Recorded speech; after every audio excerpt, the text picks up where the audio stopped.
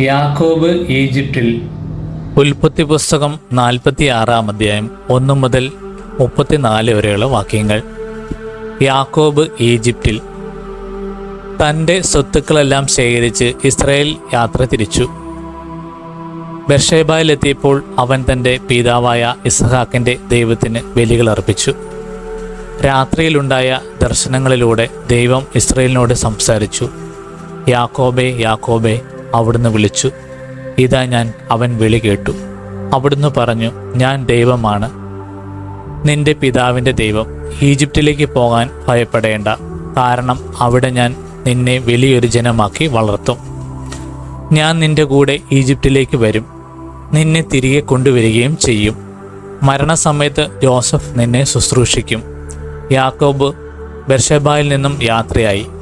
ഫറവോ കൊടുത്തയച്ചിരുന്ന രഥങ്ങളിൽ ഇസ്രായേലിൻ്റെ മക്കൾ പിതാവായ യാക്കോബിനെയും തങ്ങളുടെ കുഞ്ഞുങ്ങളെയും ഭാര്യമാരെയും കയറ്റിക്കൊണ്ടുപോയി. തങ്ങളുടെ കന്നുകാലികളും കാനാൻ നാട്ടിൽ തങ്ങൾക്കുണ്ടായിരുന്ന വസ്തുവകകളും അവർ കൂടെ കൊണ്ടുപോയി. യാക്കോബും സന്തതികളും ഈജിപ്തിലെത്തി പുത്രന്മാരെയും അവരുടെ പുത്രന്മാരുടെയും പുത്രിമാരെയും പുത്രന്മാരുടെ പുത്രിമാരെയും തൻ്റെ സന്തതികൾ എല്ലാവരെയും അവൻ ഈജിപ്തിലേക്ക് കൊണ്ടുപോയി. ഈജിപ്തിലേക്ക് വന്ന ഇസ്രായേലിൻ്റെ മക്കളുടെ പേര് വിവരം: യാക്കോബും അവൻ്റെ പുത്രന്മാരും. യാക്കോബിൻ്റെ കടിഞ്ഞൂൽ സന്താനമായ റൂബൻ. റൂബൻ്റെ പുത്രന്മാർ ഹനോക്ക്, പല്ലു, ഹെസ്രോൻ, കർമ്മി. ശിമോൻ്റെ പുത്രന്മാർ യെമുവേൽ, യാമീൻ, ഓഹാത്ത്, യാക്കിൻ, സോഹാർ.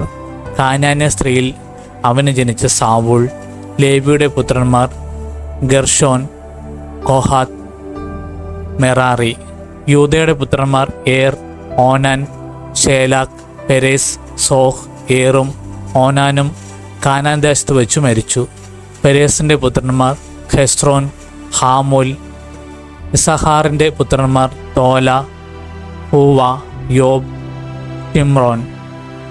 സെബൂലൂൻ്റെ പുത്രന്മാർ സെരേത്ത്, ഏലോത്ത്, യഹ്ലോൽ. പാദാൻ ആരാമിൽ വെച്ചു യാക്കോബിന് ലേയ ജനിച്ച പുത്രന്മാരാണ് ഇവർ. അവളിൽ നിന്നും അവന് ദീന എന്ന പുത്രിയും ജനിച്ചു.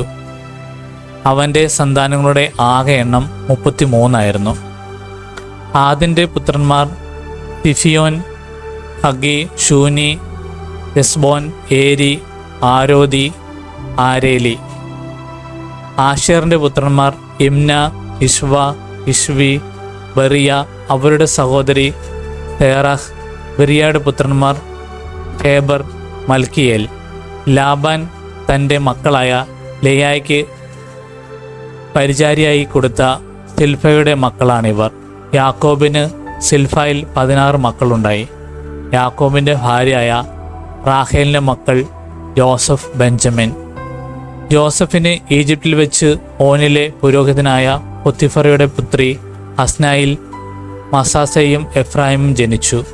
ബെഞ്ചമിൻ്റെ പുത്രന്മാർ ബേല, ബെക്കേർ, അഷ്ബേൽ, ഗേര, നാമാൻ, ഏഹിറോഷ്, മുപ്പീം, ഹുപ്പീം, ആരേദ്.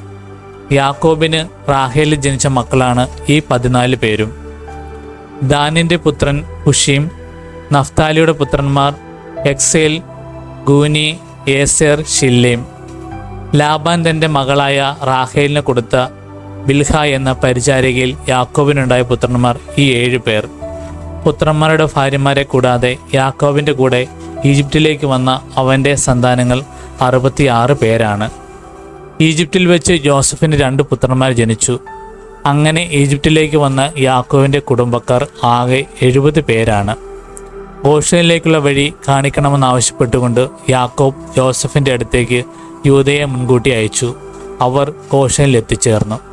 ജോസഫ് തൻ്റെ പിതാവായ ഇസ്രായേലിനെ എതിരേൽക്കുവാൻ രഥമൊരുക്കി ഗോഷനിലെത്തി. അവൻ പിതാവിനെ കെട്ടിപ്പിടിച്ച് ദീർഘനേരം കരഞ്ഞു. ഇസ്രായേൽ ജോസഫിനോട് പറഞ്ഞു, ഇനി ഞാൻ മരിച്ചു കൊള്ളട്ടെ, എന്തെന്നാൽ ഞാൻ നിന്റെ മുഖം കാണുകയും നീ ജീവനോടെ ഇരിക്കുന്നു എന്ന് അറിയുകയും ചെയ്തിരിക്കുന്നു.